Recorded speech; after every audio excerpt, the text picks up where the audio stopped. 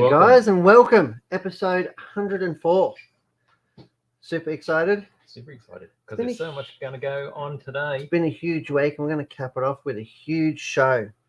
We've had heaps of new stuff come in. Shop's been really busy. We've got some super special guests on today. Yep. We've got Alan Nankervis. Yeah. He's come in from our HB Racing team. Yes. He's going to talk us through his Nitro buggy, his Nitro truggy, and his EP8 or electric 8-scale buggy. So I'm going to talk through that. We're gonna light one up in the studio. That's what I heard. Good.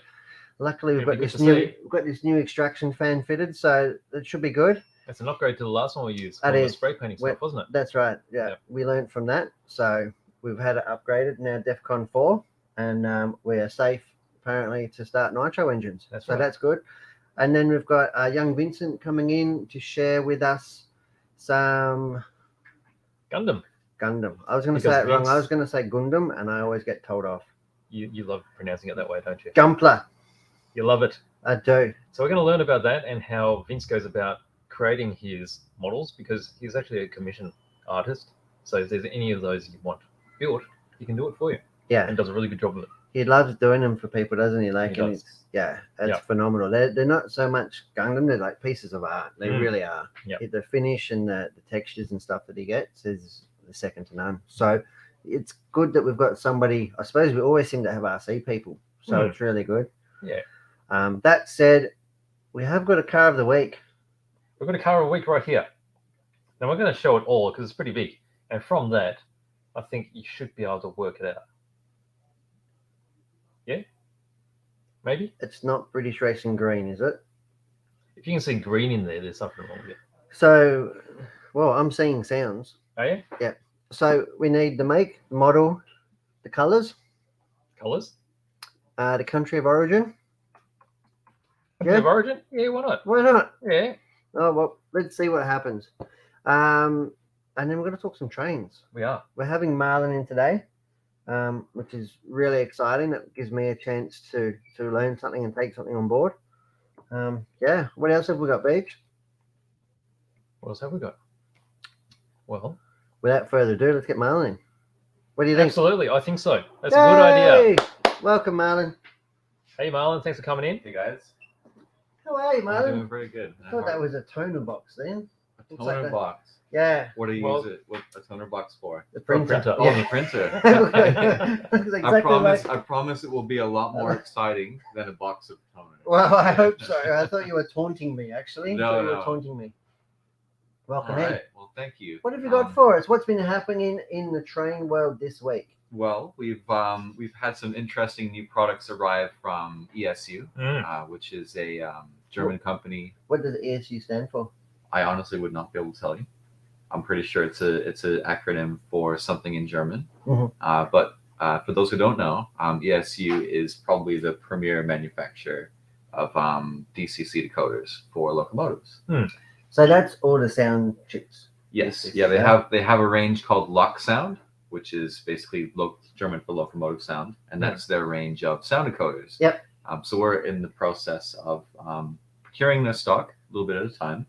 And in the near future, we will be able to provide a service where we can install digital decoders with sound functionality and then install the sound files needed for a particular locomotive. So say somebody could come in with like a specific requirement. They're like, I want sound for this. There's a catalog available from that manufacturer, from that particular brand for sound files. And then we can put the right setup for the right locomotive for customers. So we're in the process of. So you'll be able to make my Puff and Billy sound like a WRX. If you want to. You can make a steam locomotive sound like a diesel. Yeah. You can make a hybrid. That would blow my mind. So it's incredibly customizable, isn't it? It is. Yeah.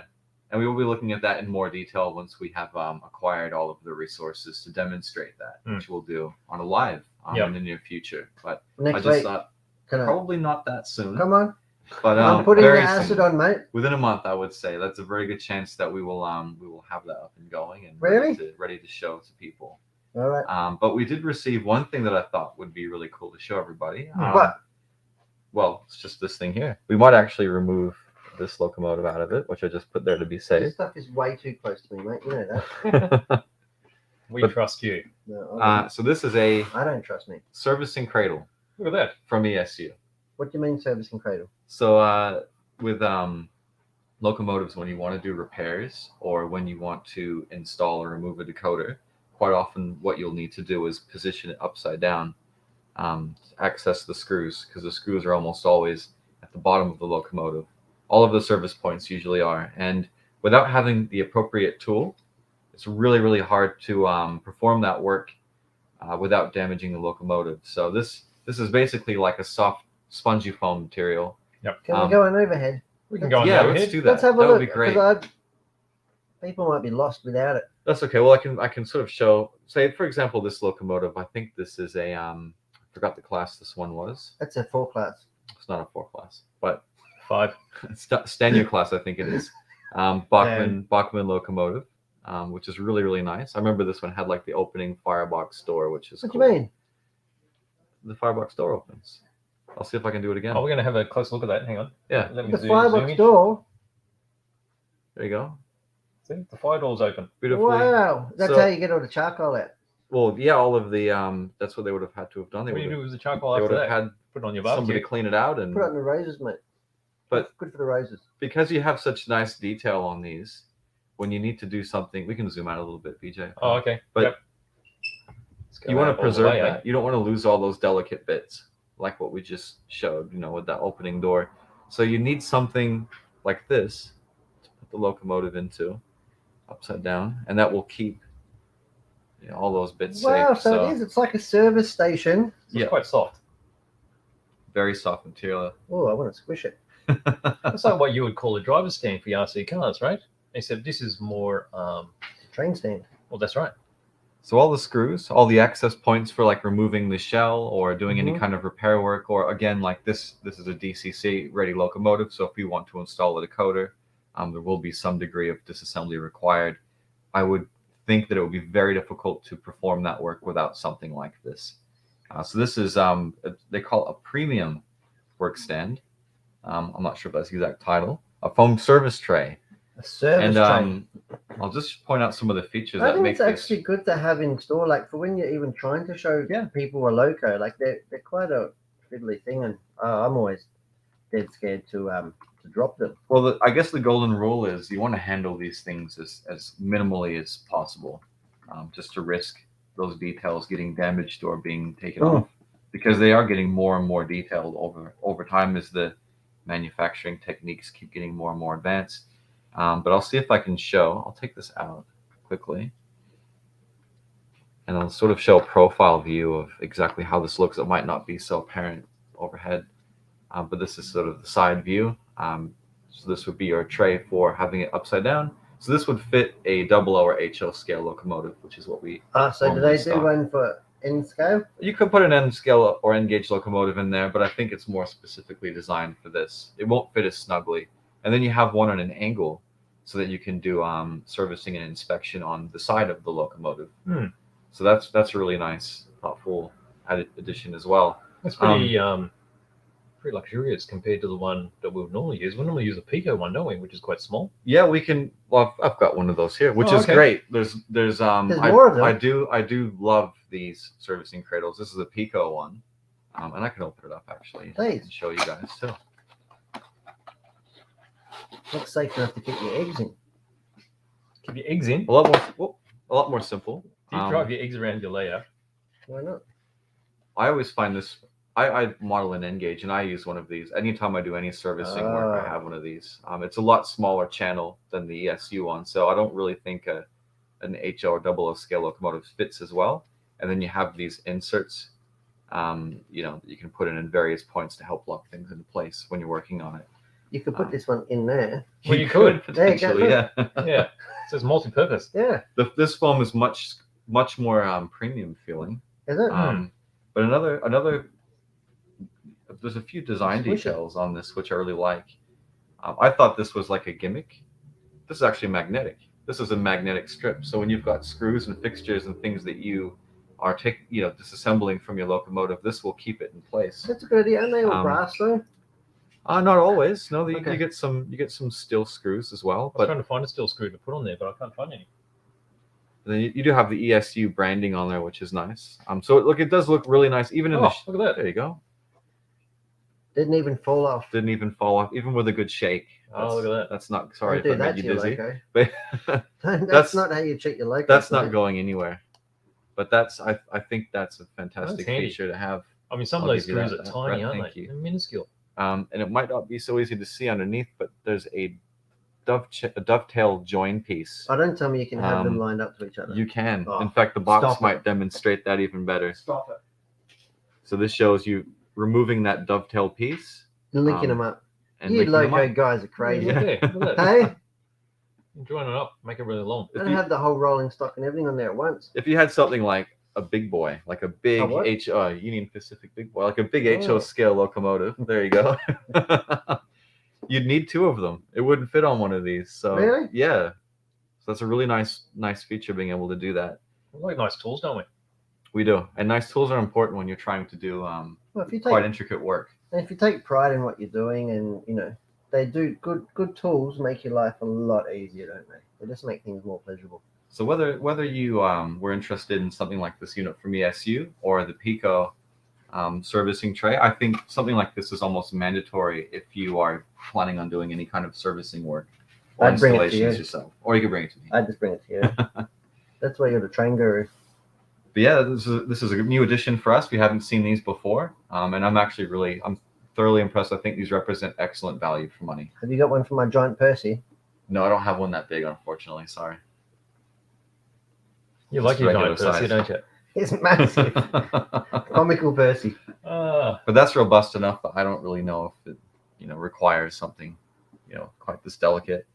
But that's one thing we'll look at. I'll grab. If you want to go back to the regular view, I guess we'll Yep. we'll look at another product. Yeah, What else you sure. got? What is it? What is it? Not the Oh, train. I'll put this aside if that's okay. Yeah. I'll put it aside for you. This is actually more of a restock. We have had this before, and I just want to announce that we have it available again. What is it? It is the. I can't see. Oh, that's okay. I thought you could see it on the screen. Ah, That's it's a hoe. it is. It's Hoe gauge. HO gauge or HO scale, C38 class express locomotive, in New South Wales Government Railways colors. I'll get one out of the box. That might be a little bit more exciting to look at.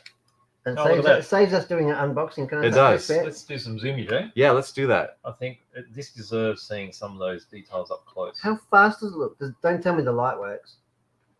I don't think the light works on this model. Hang on. It's another thing to go Yeah, wrong. I can't focus. Is that Focus, it? That's BJ. it? That looks That's great. it. Is that Focus, good? BJ. Is that good? Looks excellent. Thank you. So this would have been like the peak of the steam era, 1940s, 1950s, It probably even even looks through to the aerodynamic. 60s. It's really quite a lovely design. Now you notice a lot of steam engines are black. Occasionally you'll find them in different colors too, but majority are black. Now, why is it that they're mainly in black? I think it They'd be covered with soot and crap, surely. yeah, I think Do you probably think it's that? So interestingly, it's a maintenance yeah, sort of aesthetic, easy to keep clean looking. I think it is. I think because the paint pigment is cheaper, getting like say they did actually, and I'll talk about it a bit in a minute. They Oh, did is it? actually release this loco in different colors. Yep.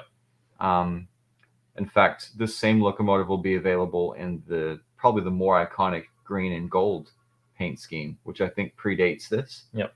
And then they painted it more austere colors. But cost and ease of keeping it clean and maintenance are probably the primary reasons. Well, I It does guess have fast red stripes on it. It does. well, Makes it the look red fast. on the front, because they quite often have this red as well. So is that for being able to spot oil leaks and things On on the front? other machines? Like on the pilot, they call it. Yeah. I really think that was for safety reasons. Oh, just so I can see it. I think they had to provide some sort of a visual signifier that Yep. this is the front of the locomotive and the rear Yep. on the tender. Yep. And this is sort of a common practice with locomotives in Britain as well. Oh, They're okay. almost universally red at the pilot ends. And yet you often had crew that would ride these steps that would be tasked with coupling and uncoupling carriages and wagons. Yep. And because it was important that they had a good visibility, for where the steps were and where the pilot and all of these features were. Yep. That was a perfect factor. One really interesting thing I noticed is these polling pockets. The what? Call them a polling pocket. Which bit's that? What does that That do? little That round thing. circle, little round indentation. Mhm. Right. So many years ago, when they had very different standards for safe work practices, Yeah. you could use that. They would have a pole that would slot into there, and if there was a track adjacent to this, they could use that. They put a rod in there, and that could help move wagons or carriages on an adjacent track, and it would effectively push something on an angle. And as you can imagine, that's not really a very safe practice. Oh, so you're That talking was- about what? Well, like a stick. Perpendicular and Well, push it like this. Yeah, let's put it down like this, for example. Like, say you have two things. You have like a locomotive and a wagon Yeah. on different tracks. Yeah. You could have the pole for the polling pocket Yeah. go diagonally Oh. from that pocket to another pocket on a wagon or a carriage, Right. and then push it on a parallel track. But that was a pretty dangerous practice, and Why? they stopped. Well, because the pole wasn't really securely fixed in any way, so it could pop out. They would split or break, and then all sorts of OH&S problems happen. So They I don't- didn't I'm have not- OH&S back then. no, that's what I mean, and that's why they could get away with using a practice like that for so long. Just bring in a substitute. Yeah. Yeah. But they are, as I mentioned before, this locomotive will be available in the fourth quarter of this year. Well, it's not available now. No, it is, but in the In a different. the green and gold Yeah. scheme. So it's the same paint scheme, but just So you've different got colors. time to collect them all. Is that what you're saying? That is That's it. correct. You can get Yeah. this one now. Yeah, this and is then start saving for the next series. Yeah. well, it's ARM is the brand, Australian Roller Modelers, and it seems like every 6 months they have some variation of this locomotive, whether it's the streamlined C38 like this one, or the non-streamlined version which you've had in the past. And this coming up into the next 6 months, we will see the version like this, Mhm. but in a different paint scheme. But this is a fairly new restock for us because they're Yep. very popular, and Mm. I thought it was good to let everybody know that they're available again. Very nice. I love Yeah. it. That is so I cool. always like looking at new stuff. And interesting Absolutely. stuff. Particularly the servicing cradle. That was really. Well, it doesn't really get enough credit, I think. But as you guys But demonstrate, probably for somebody like you who's like always on the tools yeah. and servicing them, I think it's a fantastic idea. But as you guys demonstrate with the RCs, how you have setup stands and particular tools which make your life and setting up a car so much easier. The same rules apply in other Well, it areas just of gives hobby. you just gives you less excuses to perform poorly. That's exactly right, or to model poorly. If you've got the right Exactly. tools, you There's go a a very long way. good chance that my Loco would have bits missing. Really? Not if you had the premium phone service tray. Not That's if I right. had the premium. Yeah, that's right. I love it. Have we had any guesses on the car beach? No guesses on the car. Oh, it's No a guesses good on one. I thought that would be gone for sure by now. Shouldn't be hard. Shouldn't be hard. Shouldn't be hard at all. But It's quite we'll hard. give that a bit more time. See if Alright. anyone comes up with some ideas. All right. Have you got anything else for us? I think that's it. I know you guys have a huge guest list today and all sorts of things to talk about. So I will All sorts of craziness all is going sorts to of ensue. craziness. Stick So, around. I'm excited. I'm excited to see it and more importantly hear it. Yeah. Good stuff. Absolutely. Well, thank you, Well, Marlon. No problem. Thanks, Just wanted Marlon. to chuck Thank everything you in for- there. It's all very eye-opening. Here we go. It's all very uniform colors. So everything's black today. But, anyway, thanks very It's much, very guys. classical. Have a great weekend. Thanks, Marlon. Thank you, See ya. Marlon. Let me get this Nice. out of the way. Can't There you believe go. the level of detail on this. I think Hey? a lot. See all the How heavy are they? yeah. Well, they need to be stable on Why the are track they as so well. heavy? Why? They They don't need go to stay fast. on. No, because I broke as it already. they're going around corners and such, going up rises, going down, they need to be stable. Well, Also, they go it up also and gives down them- hills too. Yeah. How good's that? I'd like to put Open a fire in firebox. What would fire in it? there. No, You candle. would, wouldn't you? A tea candle. Oh, you were terrible. All right. All right, so we're all clear now. What are we Oh going to do my now? lord. What are we going to do? No more guesses on the car. No guesses. Well, I'm going to move the car and I'm going to make way for our next guest. Yes, He's got some awesome big goodies for us to look through. it's pretty chunky stuff, isn't it? Yeah. And Mm. for those of you out there who have never heard or seen a Nitro car, we're going to bring it to your lounge room or to your desk or wherever you're watching. Out in the open, on your mobile phone, Yeah. all of that. It'd be really good if you could smell it because that's the last element that's missing because Yeah. Nitro just smells phenomenal, It doesn't it? does. These really is quite it's quite unique to these model cars. I'm going to get this one out the way without Yep. trying to give it away. All right. And we're welcoming Alan Nankervis. Yay! Are you here, Ali? Oh, he's coming. He's getting some of his bits and pieces all together. You can get in the middle there, Al. Hello, Alan. Hello. Welcome, mate. Oh, look at that. We Look have at a that. beast Whoa. right in front of us. Look at it. It's a bit of an Look at- upgrade from Brett's electric car. It is, isn't What it? we used to seeing. That's right. Proper cars. I actually miss my buggy. My buggy went to a new home recently. One of the team members took the opportunity to secure themselves a good little buggy. So, but we're crossing the bridge of putting a bit of a campaign, and the Hearns racing team heading up to Queensland for the Nationals. Yeah, it should be fun. Looking forward to it. And I'm sure Al will be there, and Hmm. we'll have Sam and probably a couple of other guys from Victoria. We'll head up there and A few new guys. we'll show them how to do it, hopefully. Hopefully, and a few new guys. Hopefully. So what have we got here, mate? What are we looking at? So this here is the the Hot Body Racing That's right. D819 RS. Yep. So it's the HB Racing D819 RS, and that is the latest model 1/8 scale off-road buggy. Yep. And Alan races this sort of on the weekly, near and far. Quite experienced. How long have you been playing with these for? Racing I've these been for? racing 10 years? since 2006. Been racing a long time. Yeah. I started when the time. Truggy craze started, and I'm still the Truggy guy. Yep. But obviously, buggy's where it's at. Buggy's where the competition's at. Buggy's where the world's at. So this is what we're looking at today, the buggy. Yeah. Well, we have to say What, that what is Truggy for those that don't know? So Truggy was a mix between buggy and monster truck. We used to race 1/8 monster trucks. They were quite a bit larger, like your Gravedigger and... X-Max? Would that be? Well, that's probably too big. no, that was too big back then. It was like your Savages. Yeah, HBI Savages. What else was there? The Lossy. Oh, yes. LST. Yep. XXL. The Savage XL. Yep. And the Savage. Yeah. Those sort of cars. So we started with those, and they combined them together. They took a buggy platform and merged it with the truck to create the Truggy, which looked like... We've got one here. Well, this is the latest incarnation. It's the latest incarnation of a They Truggy. actually don't. Do they actually call that a Truggy anymore? I don't Well, know. we're starting to call it a bruggy. This is the new bruggy body.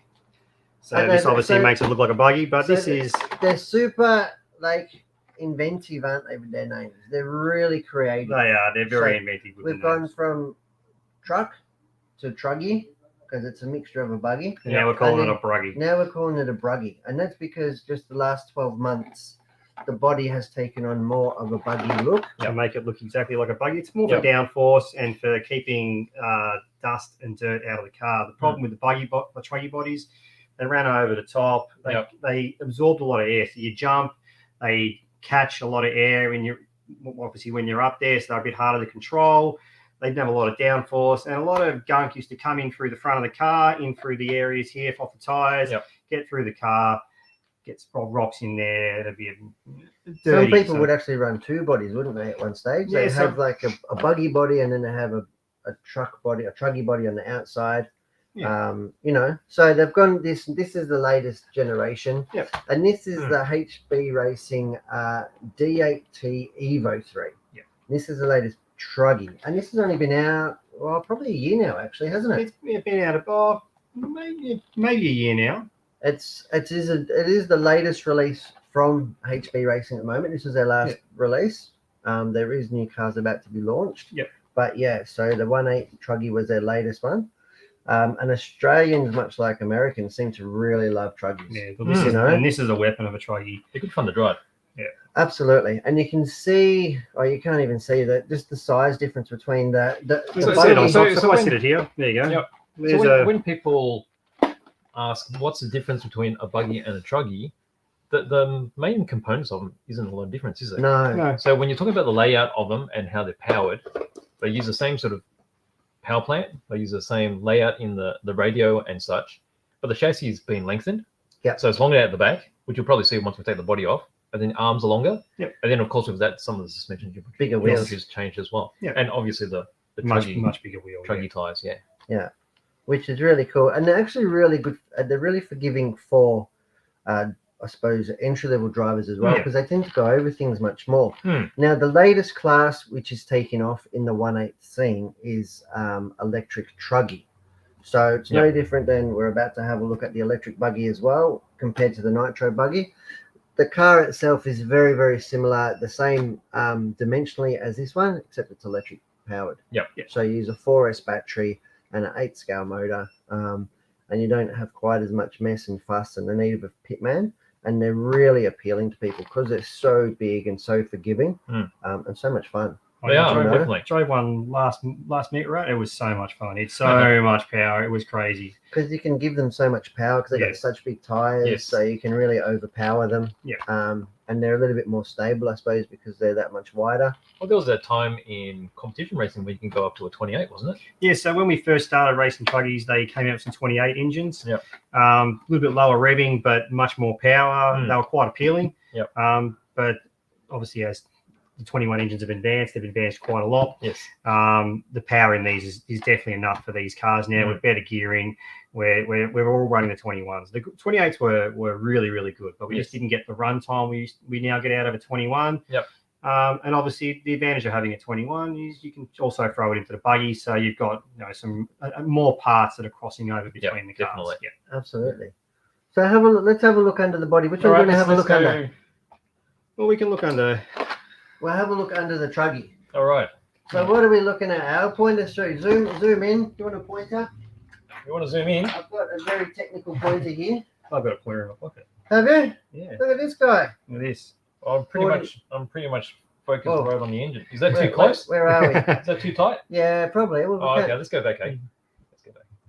Al can point That's out some. okay. Yeah, that's point much out, easier. can point out some components. All right. So a lot of the parts on this car are purchasable here at Hearns Hobbies. Of course. So this is a pretty standard layout. I don't run a lot of changes on the car. Yep. Got some carbon arm stiffeners, which we can see out the back here. And there are some plastic arm stiffers in the front. The plastic arm stiffers are more just to keep the dirt from building up inside the arms. They do add a little bit of strength and streamline the arm a little bit. I run some carbon towels from Berserk RC, which are purchasable here. A carbon plate stiffener on the radio tray is a must on these cars. The cars, That's this whole area yeah, here. this whole runs from the back here right through up to the front. Yep. Being such a long chassis, you get a lot of flex. When you get flex in there during braking, you'll notice the brake can flutter. So by adding that stiffness there, it keeps it nice and smooth and consistent. Yeah, it's actually getting flex across the Yeah, chassis. the whole So car will flex. Literally, like they don't look like they'll flex, but this car will literally bow in half landing a jump. Yep. So having that extra stiffness there just keeps your throttle control much smoother. Yep. Running the Futaba servos, aluminium servo horns. That's really it, to be honest. This car is fast out of the box. Yeah, So- they're pretty good, like in kit setup. People Oh, are just yeah. taking them, and they're actually pretty strong. We're not selling that many spare parts. No. You know. Yeah. I mean, you sell the odd arm and stuff like that. You can see Yeah. just how long they are. Oh yeah. But the aluminium componentry, the C hubs, the steering box, and stuff like that, they just don't get broken. Even the turnbuckles. I really thought that we would sell more ball ends, ball cups, and turnbuckles than we do. They really don't seem to break much. And when you see this car here, probably weighs the best part of 3.5, 4 This is kilos, about 3.8 kilos. This will be. and this will run around the track at 60 to 80 k's, Yep. which doesn't sound much compared to what you hear some people say, but it's a pretty tight track, and the acceleration is phenomenal. Yeah, when it gets And there in these 2 will- seconds. These will launch 3 meters in the air, won't they, on the Oh, jump? you can jump them higher than that. You can jump this So- thing over a house. You could. Yeah, but in our racing application, that's common to be airborne 2-3 meters. Yeah. So if you get it wrong at that height or hit another car or another truck in the air at that height, it all goes terribly wrong. Yep. And they just keep going. Yep. They really do. So if we take it back to basics, because there's probably people out there that haven't really seen a gas car before or a nitro car. So basically, this is the engine. Yep. So I've got the power plant. And so when we're talking about the sizes, that's a 21 size, which is a 3.5 cc. 3.5 cc. So that's a single cylinder glow engine. So it's got a glow plug in the top of it. Yep. And basically, it's just firing up like a diesel after you start it up, right? Yeah, you it's only just a heat it up 2-stroke once. engine. Yep. And they run on nitro. Nitro. And this So is- Methanol and nitro. Yeah. So this isn't nitrous, what they put in cars and stuff. It's not a gas. This is in a fuel form. Yep. Nitromethane. Yep. And that's what they put in, isn't it? And that's what you use a blend of nitro and methanol and castor oil and synthetic oil to get your fuel blend. Yep. And this one here will run, what, 25-30%? Yeah, 25-30%. Yeah. And so from there, you've got your Exhaust header. and then your tune pipe here, which is this is a 2-chamber. this is a 2-chamber. I think these are a 3-chamber pipe. 3-chamber pipe. Yep. Okay, so there'll be chambers within inside here. Yep. And then you've got the exhaust there, obviously. We've got the fuel tank right here. Yep. And then that's got the quick opening here, so you can It refuel. pokes out through the body, so we can obviously open it up, refuel Yep. it while we're on the go. Because we refill these during races. I'm sure everyone's seen the latest videos Yeah. on YouTube that have been getting around on those. So your finals, this is the advantage and the appeal of Nitro, is you're even on a club race, you have 20-minute finals, generally speaking. Up to an hour final for the Nationals. For the Nationals, and you'll be refueled every, 10 minutes? 7 to 10 minutes, Yeah, depending on your Well, strategy. that's part of the excitement too, isn't it? It is, yeah. Because Because there's a things lot go of wrong. things that need to work properly for you to get up the top end. There's some mind games and strategy involved in Nitro. It's really good. Yeah, and that really is half the battle. And reliability. Like you can be, there's no point being fast for 50 minutes. You've got to be fast for the whole hour. Oh, yes, you know? Yeah. And you see some monumental battles where there's been somebody really fast who's had some bad luck, but they'll still come back through the field, and vice versa. Then it's like the sort of the turtle in the hare. Sometimes it's somebody a bit slower who's really been consistent and had reliability. Yep. Spot on, they'll win the race. Yep. So it really is a good balance. And then over here we've got your steering servo. Yep. The So you steering can see servo. this So you'll have a more powerful steering servo on your truggy than on your buggy. No, I'll run. We're still using the I'll same. run about the same, just because Because you're all pretty. they're all very fast Okay. now. Yeah, even the high torque servos are definitely fast enough to be using this. So we used to run a high torque servo on the steering and a high speed servo on the throttle, but now we just run high torque everywhere. Yeah, With all the flex, you really do need the torque on the brakes as well. Okay. Yeah. And these So are the obviously- servos that we had on last week. So that's like 50 kilos of torque. Oh, that's You know right. what I mean? Crazy, right? Which, which will rip the front arm clean off your Yep. And grasshopper. these servos are so strong. There's a servo saver in here. So there used to be, there's a little spring just in here that allows the two blocks there to twist on each other like this. Yep. That servo is so strong, we literally lock it. Oh, okay. So you don't really need the. No, we don't even there. use the servo saver. Okay. We just lock it, so we've got all the response we want whenever we want it. Yeah. Well, there were always those, because it's such a heavy vehicle, there were chances that you'd destroy years of Oh, things yeah, in the exactly past. right. Yeah. Okay, so moving along. So we've got the throttle servo here. Yep. You can see there's actually two linkages on it, because one is for the throttle to the carburetor. Yep. Then the other one is where you got two links to the brakes. You got front and rear brakes. That's Flip this right. around here, so you can sort of see that a bit. So you can see We'll here. zoom in on that, Deej. Zoomage. We can have a look at this. Where are we? I'll move back to you. Yeah. There we go. So you can see here, this is accelerating. You can see this is pulling on the carby of the motor just here. Yep. This is full throttle. Obviously back to neutral. And when you brake, we are pulling. Pulling the I'll brakes across. try and push it from in here instead. So we're pushing on here. And this is turning these two cams just here. Yep. And there's some brake discs in here. Yeah, so With front and locking up. rear brakes are operated separate. So, so you've got So there's- adjustable cams just here. So that's a front. So you can Front run, you there. can run bias. You can Yeah. run different bias front and rear brake. And so you've got the knurled nuts here, so you can easily adjust that. Yep. Yep. So you just screw it in or out, and then the thread here will be moving in or out. Yep. On these parts there. Okay. That is really, really cool. And like I said, a lot of people might not have seen this at all. So as we do that, so over here, you got the receiver living in here. I've got the battery at the front. We Oh, have the battery's We've got here? the receiver sitting in the back. Okay. And then is this one of your mods? This XT60? No, so you can purchase these. All right. Yep. These we generally run we used to run a switch there, but it's obviously like you've said, it's all about you got to finish the race. Yeah. And with all the vibration that runs through these cars, we used to find that The- switches would no. fail. Not just the Yep. but just literally the vibration would cause the contacts and the switches to fail. Yep. So over time, there's been a bunch of variations. You can buy some electronic switches that tell you how your voltages are and everything, and report back through your receiver. Mhm. But now we've literally just moved to a mountable XT60 plug, Switch that. and we have So that's just basically, it'll be like a jumper, is it? Yep, It's we just literally a have U-shaped jumper. Oh, a there you jumper go. here. Okay. This jumper here is just in the back here. There's a loop. Yep. Just straight across. So we'll plug that in, and that will fire up the car. Yep. Good, solid, nice and tight. Doesn't give you any problem. Well, you can see the size of those Oh yeah, terminals there. they're for Yeah, 4 just- mil, just 4 mil radio pins. gear, Yeah. Yeah. It's Yeah. really, and it's power and radio gear, so it's not like a, Yeah. it's about But very running reliable. You electric car. Oh, wait yeah. till them come loose. That's good because it's nice and tight in there, so Yep. they don't bounce out on you. Even when you're driving now.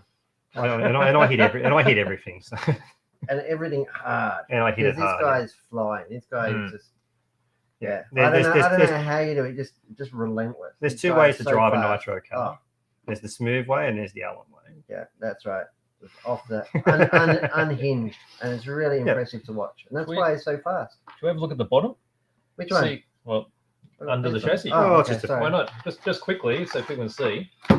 We can see here, this is the bottom of the flywheel. So just here, this is actually where we start the car from. This is solely attached to the crank of the engine. Yep. So like the old hand crank on the car, Yep. we have a starter box that has a rubber wheel that spins. Yep. It rotates the flywheel to turn over the motor, and we can start it up. Through here, you can see this is the clutch bell, and this is the center flywheel. So this car runs 3 diffs, and this is where we change our setups and stuff. But front diff, a center diff, and a rear diff, and obviously different weight oils allow us to move weights, different parts of the car. And by weight oil is referring to like the thickness of the of an oil, yeah. So and that gives different driving and handling characteristics. Yeah. And which is unique. There's not one right way. Everybody's a little bit different. Yeah. And styles are different. So some guys like to run some real heavy oils, some guys don't. This quite, especially you pointed out, this is quite unique on the hot bodies. Most of the cars we run or used to run just had a flange elongated slot. Yeah, elongated slot with a flange washer here to allow you to move your motor across. And you get motor movement during races if you've taken, obviously with all the flex, they'd work their way loose and your motor could move away. So hot bodies have got these cool blocks that you can buy in different adjustments to adjust the motor away and back or close towards the center. And it can't move during the race. Yeah, it doesn't move at all. Yeah, we have no problem with these at all. It can be a little bit painful and hard to set up or whatever with the engines. The engine's got a one-piece engine mount. Again, to keep everything stiff and true. Because the last thing you want is to have your engine moving or have gear mesh problems here. Because you see it with a lot of other cars. That just will end your race. Because in the other slotted ones, all you need is a little hit on the side. And you already lost your mesh. It's either too tight or it's out just about. Yeah. And if you see the punishment that these cars can put up with, you can see the phenomenal. wear marks here. I mean, this is very heavy duty aluminium. Yeah. And I mean, this would be like 7075. 77, and the high tensile strength to it's a T6 aluminium. So you can see here I've got a few screws missing for some tuning aids that I've made for the car. Once again, the plastic arm stiffeners on the front and the rear arms. It is looking good. Yeah. All right, now let's have a look at the electric car. Compare that, and then we'll go to the starter box and the nitro buggy, and then we'll get it. You're not drinking that, are you? I know, me too. I took a little bit. It was a bit. Yeah, I probably wouldn't drink that. It's pretty cool, actually. We'll be able to get these two cars side by side here. Yeah. Now, I am just going to butt in for a second here. Obviously, as these guys have been talking up, we're going to be starting this on this episode. Going to hear some nitro. Yeah. But there's some really important things to do with nitro cars. If you want your motor to last, these aren't cheap, these motors, and we want them to last as long as possible. Yeah. So if you're going to fire this up, obviously we want to make sure it's warm. Yeah. So we get these cool head warmers, which we can just plug into a pack like so. And that is like a tyre warmer for your engine. This is exactly that. It is exactly that. A tyre warmer that we can plug onto here. This will now warm up. This will warm up this motor while we're looking at these two cars. So you can see the comparison of the two cars side by side here. So these are both 8-scale buggies. This one here is the HB E819RS. Yep. And this is its nitro brother that we said before, the D819RS. Yep. And you can see how the geometry and they share an awful lot of the same parts. So pretty much from here forward and from here back are the same. However, the middle part of the car is somewhat different. So they don't share the same chassis because they have the different the center diffs in different locations. And they have different needs. Obviously, the electric one needs a big spot for the batteries. So we have this. So the battery for this battery I'm using to warm up my motor is actually the motor out of this car, the battery out of this car. It is. Yeah. Okay. So this actually fits straight in here. This is a shorty pack we're running. Yep. So you can run along. Obviously, you can get different packs, longer packs if you want to get some more runtime out of the car. Yeah. If you're racing them, our races are generally pretty short. So we run a short pack. Yeah, 10 so minutes. You can see there. That's how the pack would look in the car. Yeah. So really, really neat. And again, these electric ones, like they're no slouch. In fact, they're, you can make them faster, really. Oh yeah, these are really fast. They're even just in standard racing running gear that we would normally run. This car is so much faster down the straight. Has so much more power. so much more initial power. But obviously, it doesn't have the sound nor the smell. Of No, the it Nitro doesn't. car. And then it doesn't have the runtime of the Nitro car, obviously. So this is the appeal between the two cars.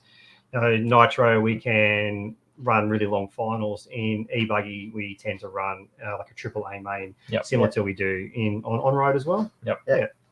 So looking at the layout, you've got your brushless motor, which is here, so mid-mounted.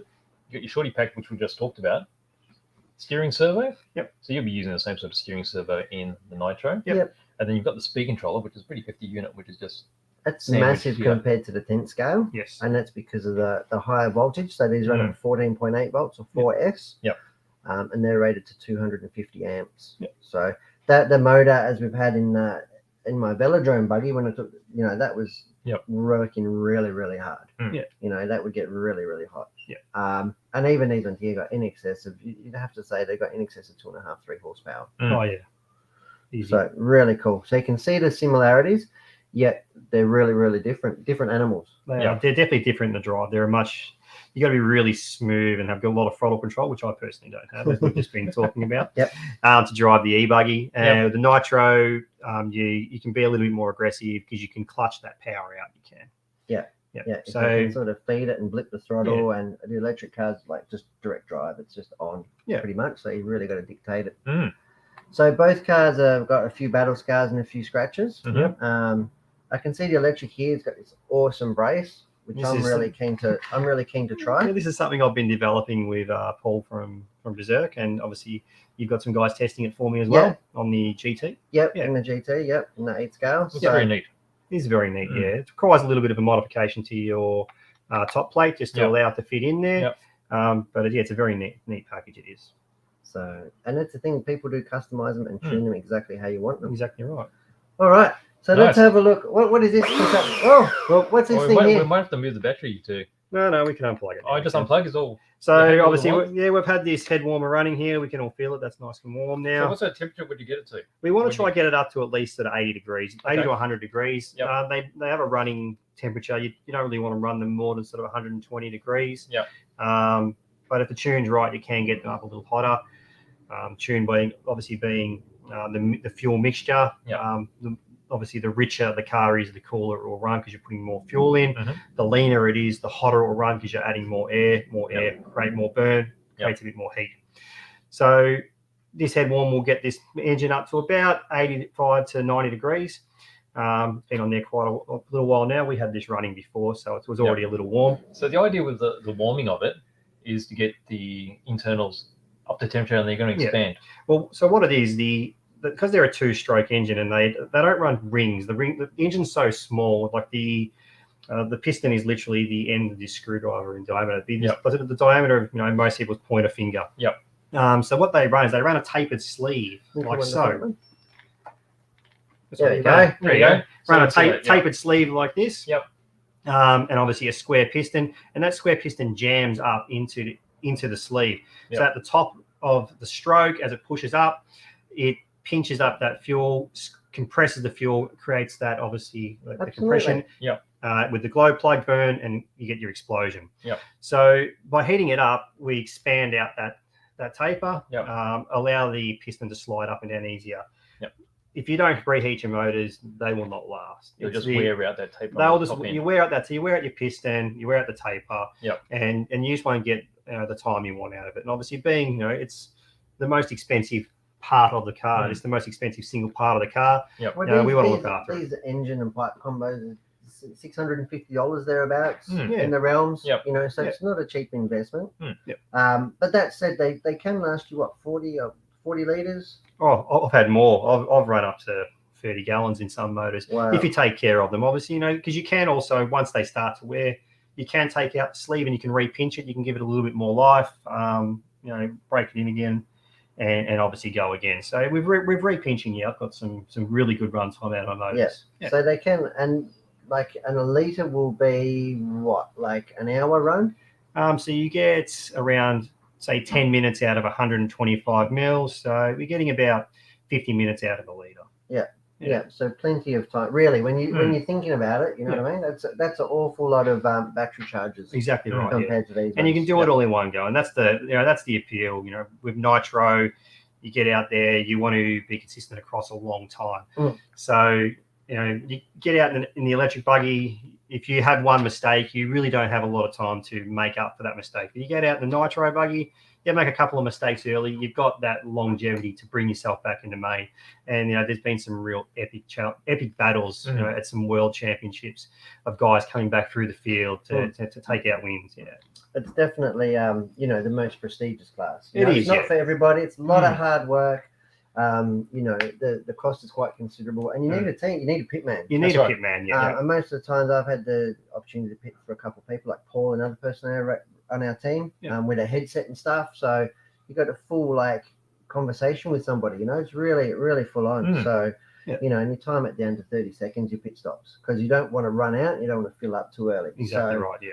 And in the race, the car comes in, you pop the fuel cap, squirt it in, or use a fuel gun. Fuel bottle we got here, little squeezy bottle. It's very much like an F1 pit. It's not as glamorous as an F1 pit stop, but they usually last about 3 or 4 seconds, don't they? You just pick the car up, squirt it in, and throw it down the pit lane. Yep. So if you haven't seen it before, check out YouTube or wherever it is, and you'll see some races and some action. It's part of the excitement, definitely.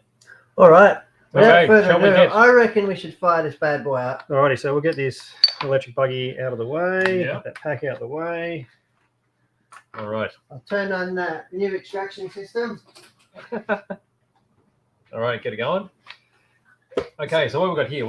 So we have this starter box here. Okay. So as we can see, I'll open this up. Actually, it's probably a little dirty inside, but similar to an e-buggy. Yep. Got a CAN motor in here, battery, Yep. and instead of a receiver, we've just literally got an on-off switch here. As we push the car, this is spring-loaded here. Yep. We can see here, as we push this in, the motor spins. So that's spinning this wheel here. And as we were showing before, that will spin this flywheel right here. Yep. This is super cool. Yeah.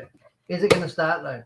So you've got these little markers here. So these markers here to locate the chassis so that it lines up perfectly with the rubber wheel. Yep. So you're always getting in the right spot. And my nice little arrows so the guys know which way to put it on the car. Put the car on there because there's nothing worse than, obviously, as we've said, when things go wrong during a race and you've got to restart this and you're doing it in a rush. Yep. Because they're usually just volunteers. It's not usually the same. It is, yeah. I'm lucky. My father, racing's very family for me. Yep. My father comes down and helps me pit, and my nephew now comes down.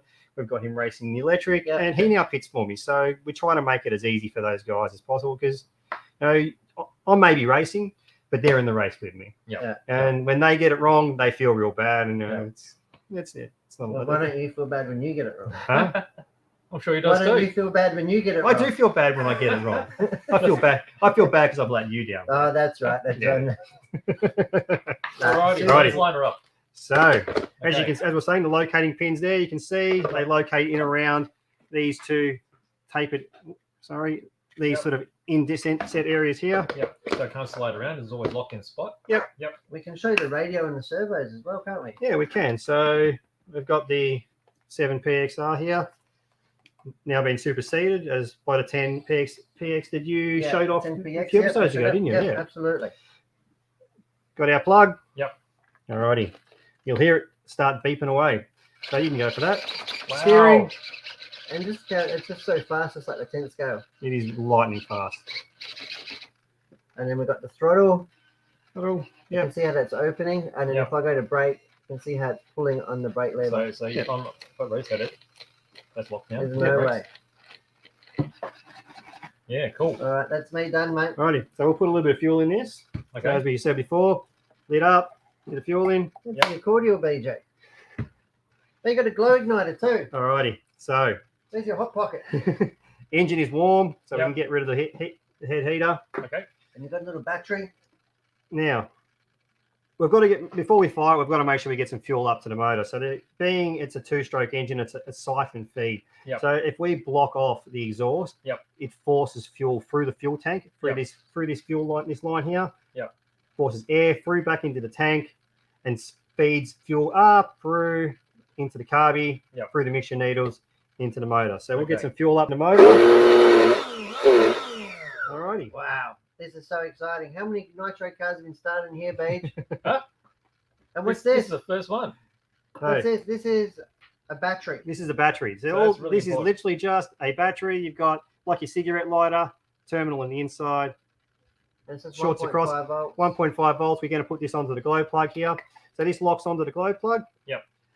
This is now glowing the plug. So being it's the first start I'm doing, I usually like to let it sit there a bit. Make sure the glow plug warms up. Alrighty. So give it a little bit of throttle.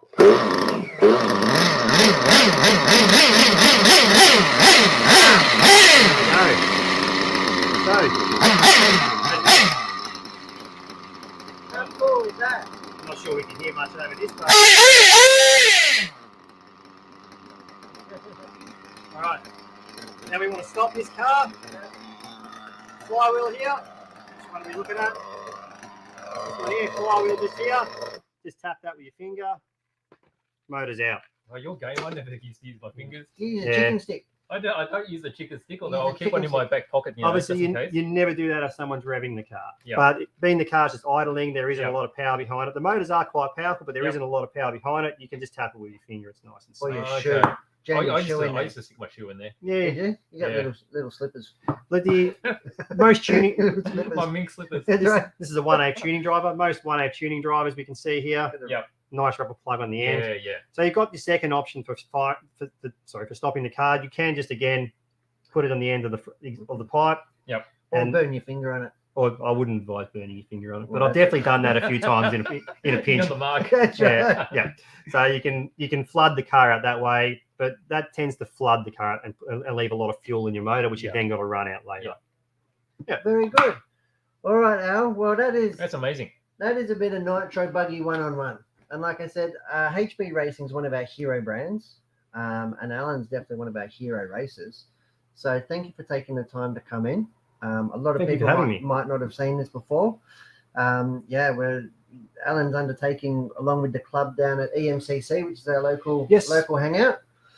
They're oiling the track and getting ready for a big race, not Yep. this coming weekend, next weekend, Yep. part of the Tri Series. Is it the Tri Series? Yeah, it's the Victorian Tri Series. So we've got the second round of the Tri Series coming up. The first round was down in Barnsdale at the Eagle Point Club, Yep. which I managed to get down to. I managed to take out the win in the truggy and Oh. take out second in the buggy. Yeah. Good stuff. Came up against some pretty hot talent down there. There's some good drivers coming out of the southeast of Victoria. Yeah, absolutely. And so they're developing the track out there a little bit. So hopefully we can open it to practice. 'Cause that's one of the that'd be biggest great. bugbears at the moment with Yeah. 1/8 is there's nowhere to go and play and practice. Only race days. Yeah. And a lot of especially beginners are a little bit put off by it Yeah. initially. So it takes a bit of confidence and practice before they actually want to turn up on a race day, Yeah. me included.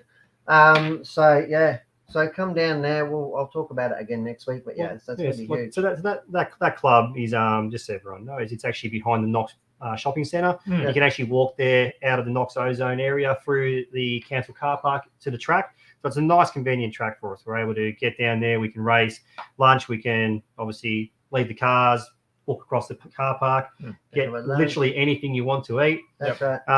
Family can come down if they're not happy with being out in the racing because it's getting a bit cold. They can go over and watch a movie. Mhm. So it's really, really good track to get to Good race at. It's a good It's a great atmosphere. club. Yeah, and the track is now just been rebuilt. I managed to get the Bobcat down there with the guys, in the committee.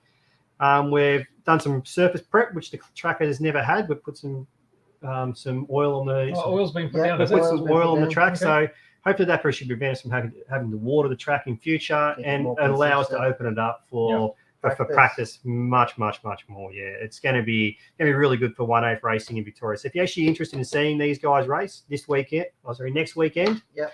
practice on Friday, racing on Saturday, racing on Sunday. Yep. I'm hoping the boy here will be here to I will definitely be there. I won't be racing. My car is still not ready. well, you can run my car. Ah, No, there you go. young Riley will be racing, mate. Well, young Riley will race that. You can bring down your packs and you can run that in another class. I'll put you in sportsman and put him in pro. How's that sound? That sounds good. That's about where I'm at. All right, Al. Thanks for coming in, mate. Thanks for hanging out. Thanks very much, It's Ross. really cool, mate. It's been really really, good. good to see.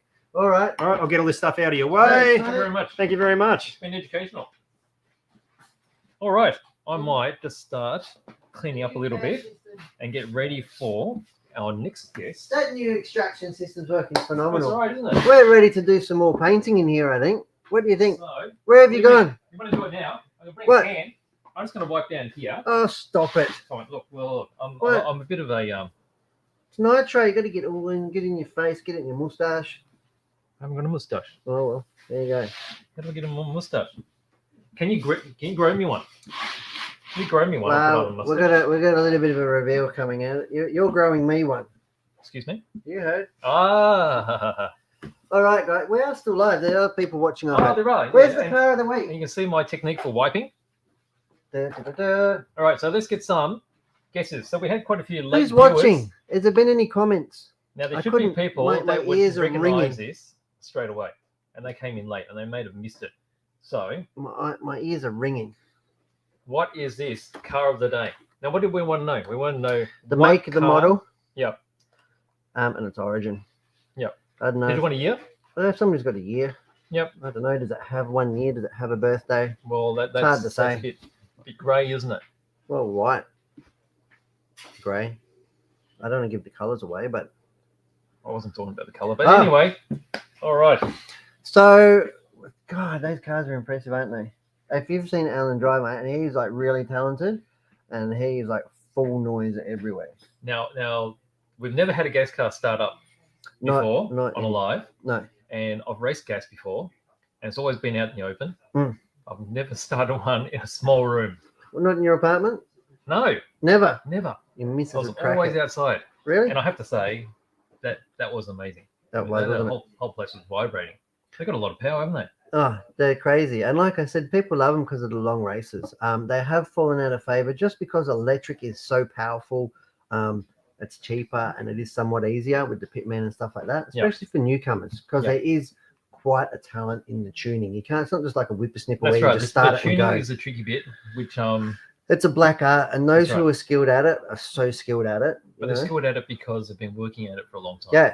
Yeah, people like Alan, people like Savage Sam, they're Yep. just, they're masters of it. And that's what they'll do. They'll be tuning people's cars all day, their own. So there's definitely where people like me just turn up, plug a battery in and just blast around But the that's track. part of the excitement in mastery too. Even if you just go to watch these cars run, you can see the difference between and hear the difference between a well-tuned engine and Yeah. see the performance as well. Oh, yeah, and the Yeah. performance on track. So like all it's of that together with car setup, Yeah. you've got the suspension and then there's the driving. driving talent, Yeah. pitman, everything. So there's a lot more elements in Yes. the nitro racing. So I Yeah. can really see the appeal. But yeah, I'm really glad that the electric stuff is coming on because it's so much easier for the people to get into. And Yes. then if they choose to do a nitro after that, then all well and good. Yeah. But there's no shaming having an electric one, that's for sure. No, that's right. All right. Okay, so we've got a taker. Who is So- it? Is it Tony P? No, we've got Anthony. Anthony. He says it's an Optima. Is it an Optima? It's an optical illusion. It, Who's an optical illusion? it definitely is an optical. Is there a box up there? There's a box up there, isn't there? It's- Maybe we should have moved that.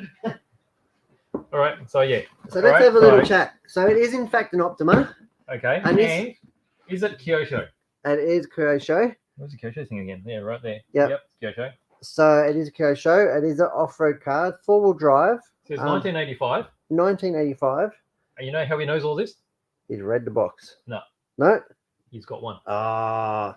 Well, these are so popular and they're just, these re-releases, they're just so popular, aren't they? Everybody wants them. Oh, they're great. The Optima Mid, that like came and went, like, it was just madness, absolutely madness. So this is the Optima. This one here is very special. It's not just like a bit of box art. This one, this is young Marlon's. We should have had Marlon talk about it actually. Well, but we didn't we'll give it have away. Marlon coming back and we'll do a video on this. Yeah. We'll go through it in a bit more detail. So in the meantime, we'll just have a quick look. I just don't want to scratch it. So this is actually a modern. So this is a modern Re-release. one, a modern re-release. Yep. It's belt drive. It's a four-wheel drive car, which Yep. makes it really, really appealing in its time, wasn't it? Compared to that of the Hot Shot. We had a Hot Shot Well, on it's very recently, much race orientated compared to the Tamiya cars of the time. and you can just see the suspension travel. Got the adjustable camber links on the top. And what's unique about this car is it did initially come with the chain drive, Yes.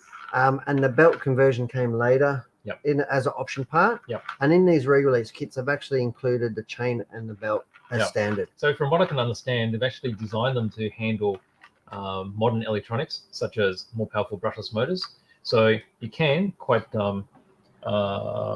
comfortably put in a A mild brushless brushless motor. Yeah, you wouldn't put in a And full modified one. It shouldn't fall apart. Yeah, it shouldn't fall because apart. if you try doing that on original Optima, I think it'll have some trouble handling it. Yeah, even the train drive Yeah. probably wouldn't be up to it. But they've No. done a really good job. So we'll Yeah. probably stay in touch with our YouTube channel because Yes. I bet we'll do a standalone video on this and Yep, Marlon's for sure. creation. Yeah. So that is re-release Optima. Yeah, good stuff. All right. All right, so what shall we do now? I think we should have our next guest. What time is it? Dinner time yet? It's not quite dinner time, but it is 3 o'clock. Wow. So unless you have dinner at 3 o'clock, I think we'll bring in our next guest. And our next guest is going to be a little bit different to the RC me? that we've been. No, it's not you. You're not a guest if you're here almost every week. I know, right? Yeah. I want to give the viewers something that's not RC. I want to give the viewers Vincent. Can we get him in? Yes, we can do. So Vince is here. Welcome, Vince, will you Vincent. come in? Hello. Hi. Here you go. G'day, There mate. you go. Welcome in.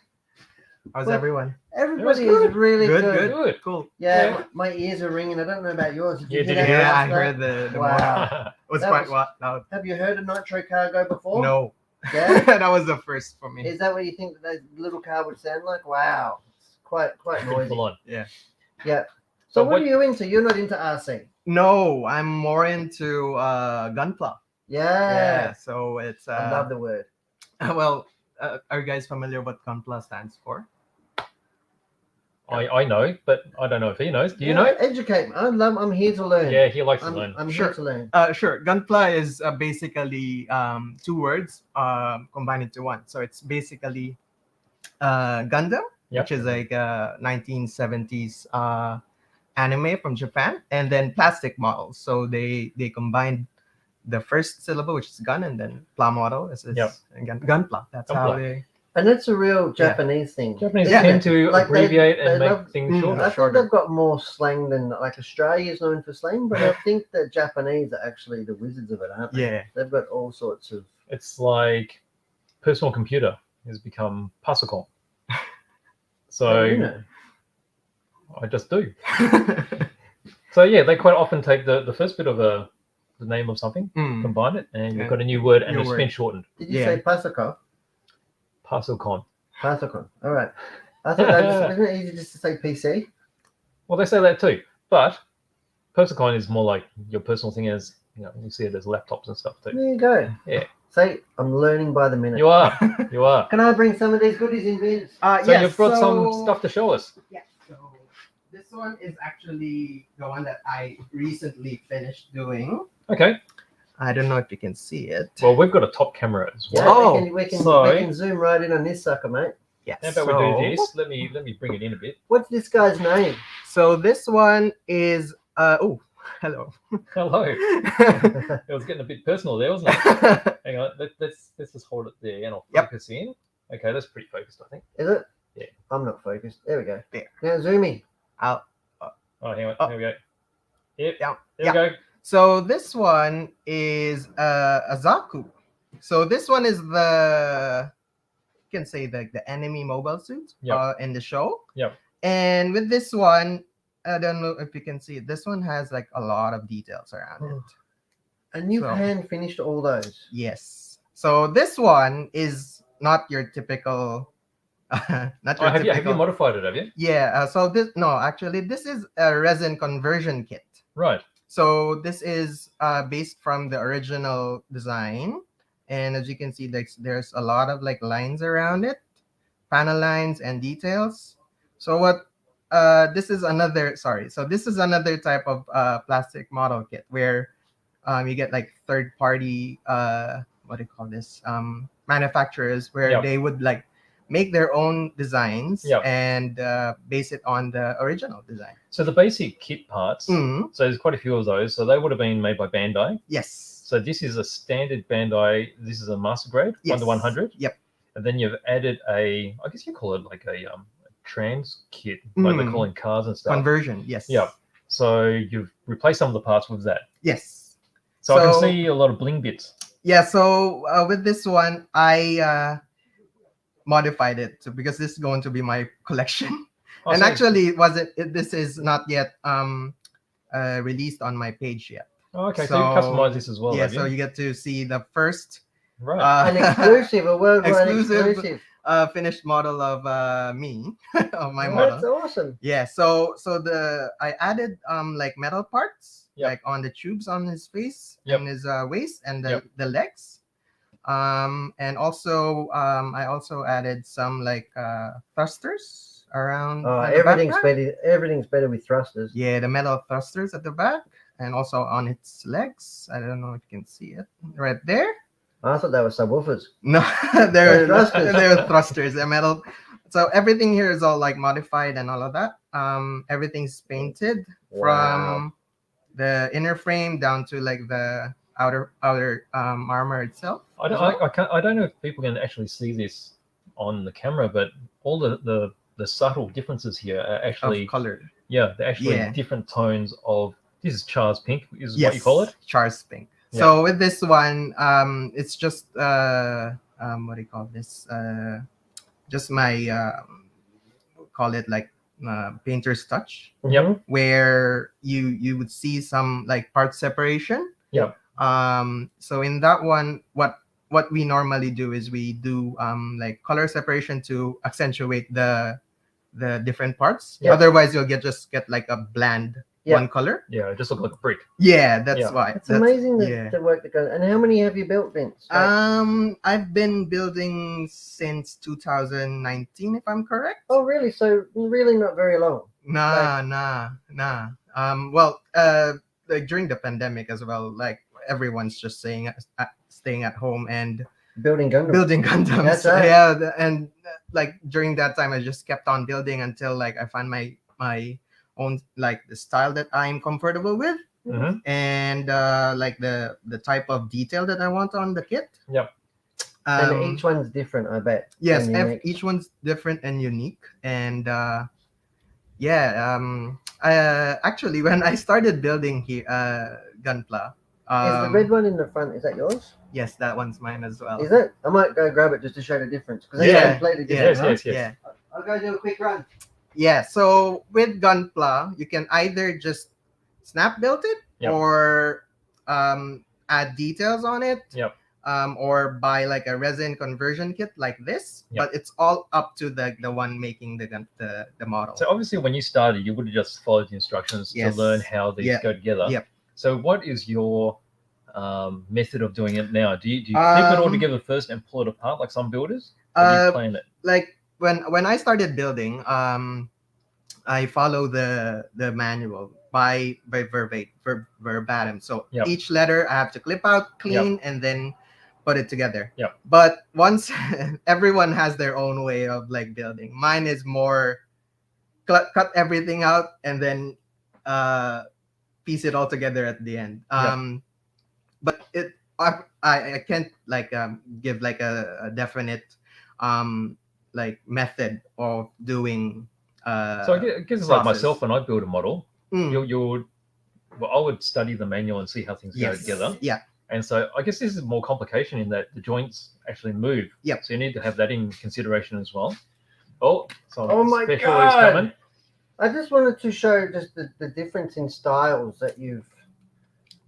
Yeah. So this one is another model that I did before. And this is another model that is during the pandemic. So I've been building a lot since the pandemic. Mhm. And this one is during the time when I like wanted to do like a hyper glossy kit. Yep. Where everything's all like glossy, shiny, smooth. Yep. And I decided with this one. This one is a Sinanju. Yep. And it's fitted with different like additional add-on parts as well. And with this one really took me like a long time just Oh, I can see the polishing it. complexity of it. Yeah, and the And polish it looks like glass. Mm. It yeah, looks like it's made from glass. It is that glossy. yeah. It's such a contrast to the Yeah. other one here. Well, this finish is one of the holy grail type finishes that Mm. a lot of people try to achieve. Achieve. So this is the candy type. Candy type. Yeah. Yes. So there's a lot of different layers involved here, aren't there? Yeah. I think if I remember correctly, when I was doing this, I've been painting, put a layer on, sand it, make it polish, and then put a layer on. So probably took me around like 9 or 10 layers, including the Yep. primer. Yep. Just to achieve this gloss. So probably give it a take 2 weeks of sanding, painting, and polishing alone, and then cleaning up would probably take you like two days or that. Yep. Yeah. So it's been. I've only ever seen it behind glass, but even Yeah. in the like in my hands, it's just so. Yeah. This. So So you detailed. obviously use a lot of airbrushing work. Yes. Well, sometimes it actually depends. Right. Sometimes you would Wait. use. I'll do a close up of this, and you'll be able to see some of the shadow work that's Yeah. in there. Okay, so obviously, so have you used a black or is that like a smoke? Nah, I used the black. Okay. So during this time, I was testing out like shadow on chrome part, not chrome, but like candy parts, because Mhm. most of like the candy paintings that I've seen online have just bland one color. Yep. And with this one, I want to achieve a bit of shadow when it Yep. comes to candy to give Yep. that realistic look Yep. and depth on your model. Yep. So I ended up with practicing with different layers of clear parts like that, clear paints and all of that. Yeah, something like that. So with this, what scale is this one? This one is a 1/100. Okay, so it is a big suit to It's start a with. big suit. Okay. Because if you can imagine, 1/100 is a pretty tiny scale, and sometimes to get everything to pop, Mm. it's going to need some help with added shadows, just to give it Yep. some definition. Yes. Well, he's definitely done that. Like it all looks, and it adds to the gloss and the texture. It Mm. really Definitely. does. You see so much depth that's in the red already, even just from that frontal view. And then you've got your Zaku there. Yeah. Now, your builds are very clean. But I mean, I say clean in that you still have some weathering and there's still really fine details in Yeah. them.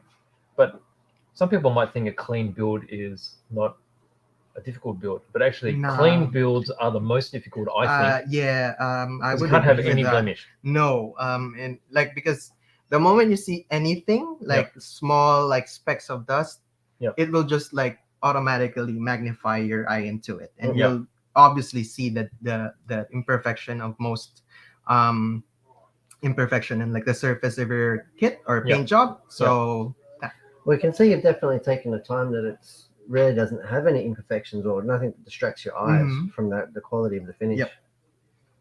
So when you built this one, so this is a modification kit as well, right?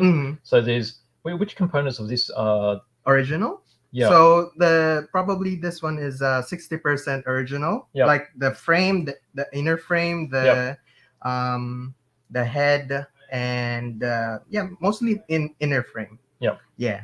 And I bought like another conversion kit, Yep. plastic conversion kit with that just accentuates more like design, more pointiness, something like that. Wow.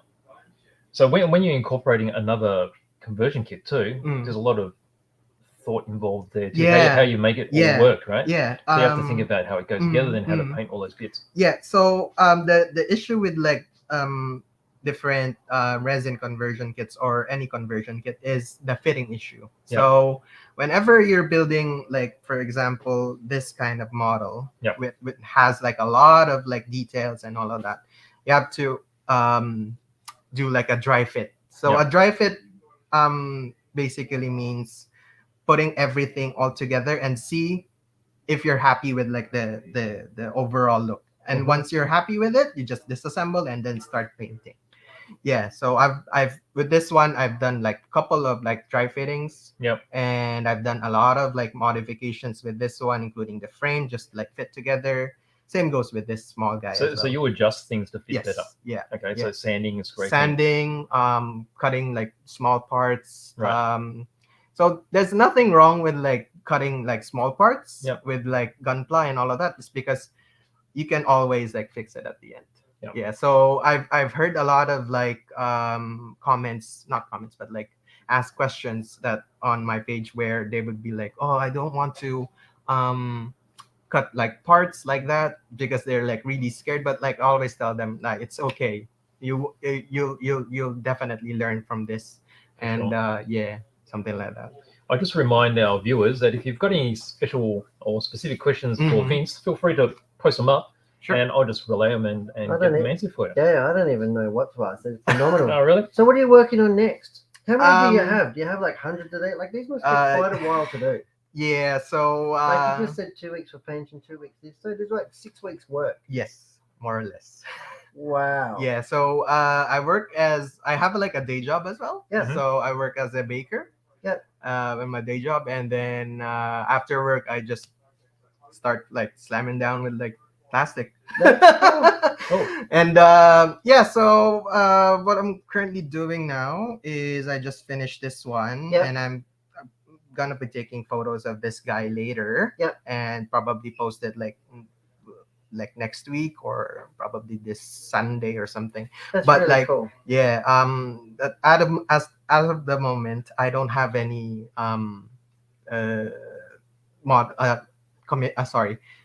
any backlogs at the moment. So I'm after this we'll have free. to go shopping, mate. We'll find you something for sure. I'll find you something you can paint, don't worry. Yeah. Okay, so we've got a question here. Sure. So Jeffrey is asking, do you have your own YouTube channel? Oh, unfortunately I don't.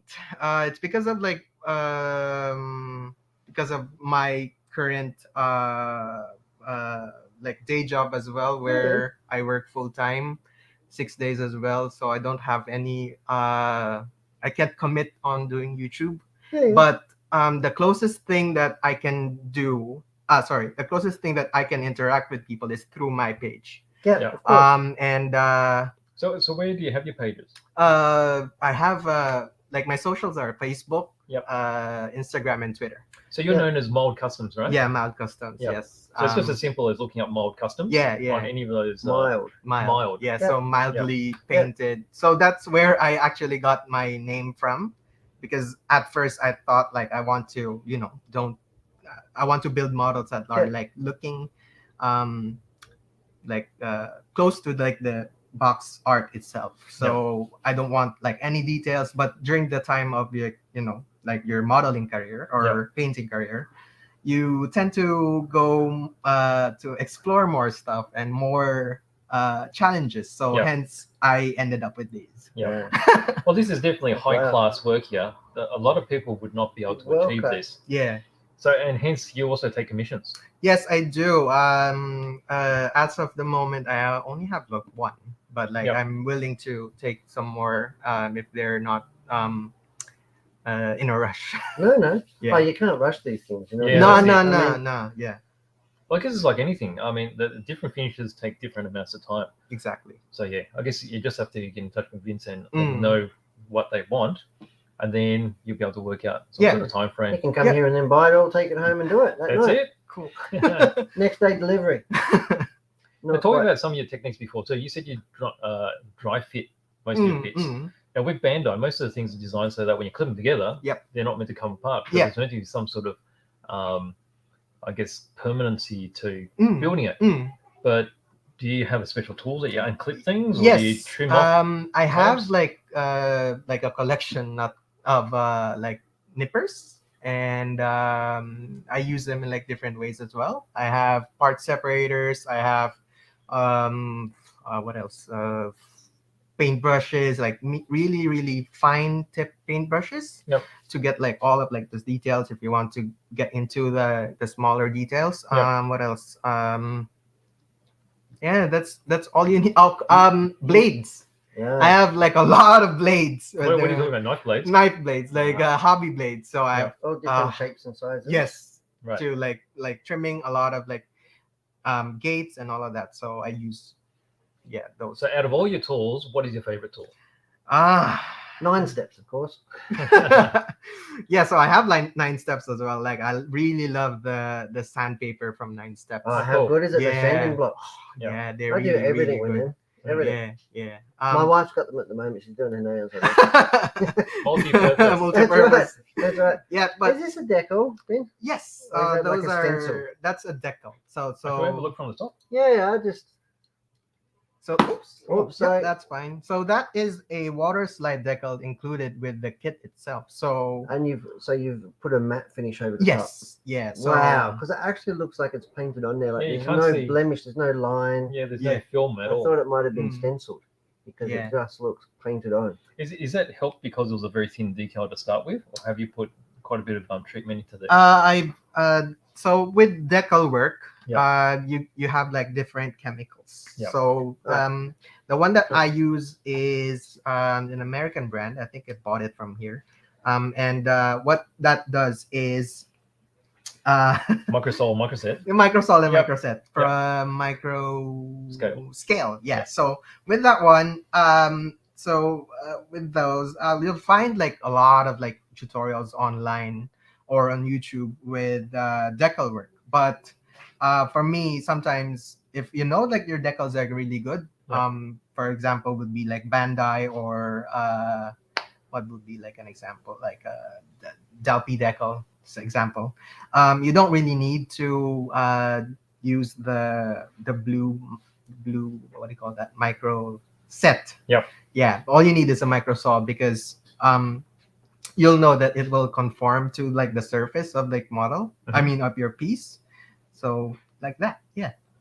Okay, cool. Well, that is amazing, isn't it? Good work, isn't it? I think.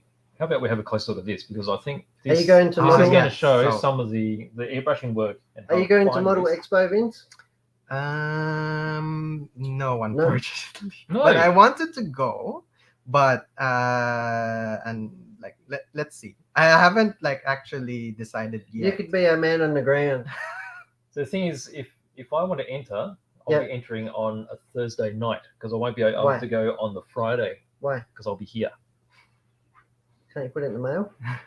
I don't want to put it in the mail. Oh, surely. You don't want to put it in the You mail. don't want to do put it in the mail. No. No, you have to be there and put it there. So here we go. We got the close up of the side shield, and what I could see was all these edges along here. That's freehand airbrushed Yes. with a slightly darker tone, Mm-hmm. and then you've got the solid tone in here. So you would have masked this out, right? Yes. So just You've in masked here, it. Yes. how many tones are there? Are there 4 tones here? Sorry. Are there 4 different pink tones? Yeah. There's 2 different pink tones. So you Only get 2? yeah. So Okay. you get like the original pink, the pink The here, base pink. base pink, and Yep. then you get like the darker pink on the side. So those are. I decided with this one. I only put like 2 tones just to not overcomplicate the theme. So you use the same dark tone here around the edges here, have you? Yeah. This Oh, okay. as well. Yeah. Because it's really nice and subtle. Oh, sorry. There. Yeah. So that's all one piece. Is that what you're saying? Yeah. Yeah. Wow. That's all one And piece. you've masked it and put panel line. Yeah. And so the panel line, is there a particular panel line that you prefer to use? Yes. So again, there are a lot of like tutorials online on like panel lining, and I just like stuck on with like Tamiya. I have like a range of different colors of panel liners. Yep. The pour type one, Yep. where I just find that like really easy to work with. Mhm. But it depends on the person itself. So if you have like a if you're not really like you don't have that much of a budget, you can also use like the Gundam markers. Mhm. That works as like a panel liner as well. Yep. But yeah, so most of like the So does the panel liner go on last? Well, I guess it depends if you're going to glaze over it. Yeah. So if you're doing flat clears, I guess, or gloss clears, then you probably want to seal them. Yeah, I guess it depends. But usually it's one of the later steps, isn't it, for highlighting your lines? With my panel lining on my like step like procedures, I mean, I always do them last. Yep. So that whenever I do my final top coat, I can see like all of like if I missed any part or anything like that. But from time to time you'll get like some you'll miss some part as well. But it's just a matter of like making sure that you're aware of those kind of situations. Yep. Yeah. And that's not a model that even has to be painted or touched, is it? Some people just assemble them. That's right. Yeah. So they're And designed. some people use markers. Mhm, Yes. mhm. And then some people like Vince just go full crazy on them. That's right. Yeah. Well, talking about painting, is there particular paints that you prefer? Yeah, there's a lot of like paint brands out there, but like the ones that I gravitate into is Mr. Hobby. Right. Okay. Yeah. So this one right here, the color scheme that I have here is a combination of different paints from Mr. Hobby. So in order for you to achieve the certain like paints or shade of pink right here, for example, yes, I mixed them customs. Yeah, everything's all custom. Like yeah. And that's good. That means that nobody could recreate it. You know? That's right. But in my case, I always post like my paint mixes on my Facebook. It's just a matter of like, for me, I don't really. I always want to help others. To You know share. what I mean, and share. Yeah. It's just a matter of how you would apply your techniques into like your model. So everyone, even if you have like a template, you'll definitely get like a different outcome. Everyone has their personal spin and the way that they come across. That's there are some people that are really secretive, and I don't see a point in but it. I'm an open book. I can just you're like paint dipping. I would just like dip it in the thing. It's like the meme where I wouldn't be able to paint something like that. it's like the meme where it's like a deep fried Gundam. Yeah, that's right. So these metal bits on your spikes, is that the raw metal parts, or have you you'll be painted that? surprised. This is a painted metal. Wow. Painted part. So Yes. what paint did you use to get that? So finished? this one is another brand of paint that I really love. It's Gaia Notes. Okay. So this one is the paint that I use is exported from Japan. Right. So I have to order from Japan. So it's almost like a chrome finish, but is it a chrome? No. It's not a chrome finish. No. It's just a metallic, a really fine metallic. Very fine metallic. But I've tried different kinds of like metallics all over the place. I've tried Mr. Hobby. Yep. I tried SMS. Yep. And I always just gravitate to Gaia Notes. Although I have like different like collections of metallic paints. So this is just How my many standard. pots of paint would you have at home, Vince? I don't know. No? Count it. I don't count. Is it I like- probably have like if I were to borrow one of the paint racks on the shop, enough. I'll probably fill it up with like my Wow. paint. No, but it's cool. Like I said, how many airbrushes do you have? What's I your have favorite airbrush? so I have like 3 airbrushes, and they serve different purposes. So all of like the airbrushes that I have are all from Iwata, another Japanese brand company. And so I have like a 0.3, a 0.5, and a 2.3s and a 0.5. So those airbrushes serve like a different purpose whenever I paint stuff. Like I have like my 0.5 to cover like really big pieces, and my 0.3s are like really like close up and detailed painting. Yep. But yeah, so those are my paint. How many airbrushes have you worn out? I burned out like a couple. Yeah, you burned out a couple. Yeah. Well, like most of like the airbrushes that I've ruined were mostly in like the nozzle where it cracks, and I was like, it's that's either hard. the- Well, that's a bit that takes all the hard work. Isn't it? yeah, and that one. Very good. Thank you. I love it. No, it's good, isn't it? Too much for me. It's a lot of work. Too much A lot for of me. work. Let's Yeah. have the patience of a saint. So don't we? half of like the building for me is like building painting the model kit is just half of the enjoyment for me. I also do like That's photography. Mhm. So that's one of my like I've really find that really enjoying and really comforting as well. If you're going to go to my page, you'll probably see like a lot of like photos of like my poses, like photography and all of that. And I'm probably considered like a novice, not really good like with photos and all of that, but I'm trying. Well, that's what it's Well, as long as you Yeah, enjoy yeah. it. I mean, because you enjoyed it, that's how it got you to this stage. That's Yeah. right. That's right. And you'll continue to learn as long as you Yeah, keep that's- enjoying it and that's- keep doing that's it. important, That's when you yeah. learn Yeah. the most. All right. Well, I think it's been a That bit of is an amazing. epic show today, hasn't It it? has been. Has been. I was hoping there were going to be more questions, but unfortunately they haven't been. Well, they must So- know more than me because I You never know bugger all about this. It's great having you come in. No worries. And Thank you very if much. anytime Thank you if you've got a new for project having on, me. Yep. Can we You're call welcome you? to come Can in we again. call you? Cool. Can we yeah. call you Uncle Yeah. Gunpla? Is that what you do? Uncle Gunpla is, I think, yeah, I'll take that. Oh, yeah. I'll take All that. Excellent. No, they've been really good. And particularly these sort of painting techniques. I don't know if we can get you to come in and talk about some of your techniques, but this can be used for automotive Yes. as well. Yeah. Motorcycles I've seen and people. cars. I've used some of like the techniques from tanks as well. Yep. Like tank builders. I've like it's not only on Gunpla but also that applies to this too. So yeah. Just to get a particular finish that you're looking for. Yeah. No, that's great.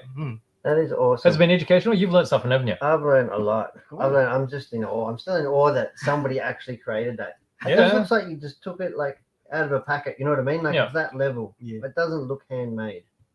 It looks It's like amazing. something that you buy. Yeah. You put Really your well done. heart into it. Yeah, and that shows because it's absolutely phenomenal. Thank you. I think your color palette works really good too. Yeah. I mean, it's classical. The black and the gold is classical. Then you've got the awe-inspiring candy. I think your touches of whites there as well Yes. in spots. Yeah. No, it's did good. It's really well done. Yep. You should get a model expert if you can. I'll try. You've got a lot more built than I have. I haven't finished anything yet. You'd just be taking a comical head. Comical head. Yeah, I've been That working would on be- that. I'll Yeah, that's for probably him. I'll probably bring the one in the one that I did in front in display, the other one, the big one. Cool. Yeah, Yeah, that's impressive. Yeah. All right. All right. I think that's the end of the show. I think yeah. we should sign it off. I think so. I think then Vince can be here for this. Yep. So thank you for No, coming it's been on, great. Vince. And No it's been worries. really Thank you good to very have you. 104 episodes so far. That's it. We had a Nitro buggy starting ripping in the studio. Yep. We've had some Gunpla. Yep. More and more people are joining in on the show. It's really fantastic. No, it's good and stuff. without the help and support of the viewers and the people wanting to come on and join us, we wouldn't have as great a show as we do. So That's right. a huge thank you to everybody. Look forward to next week's show. That's it. 105. 105 next week. Do we celebrate that? I don't know. Is it when do we celebrate? I Just reckon we 100? celebrate every single one of them. That's right. Every show's a celebration. That's We're still right. going. Yep. Go. And it's been great. So thanks for joining us again. Thanks And, for watching. Look forward to seeing you next week. Really look forward to it, guys. And wherever you are in the world watching us, thanks again. Take care. And we'll see Stay you next safe. time. Have fun. Bye. See you See you guys. guys.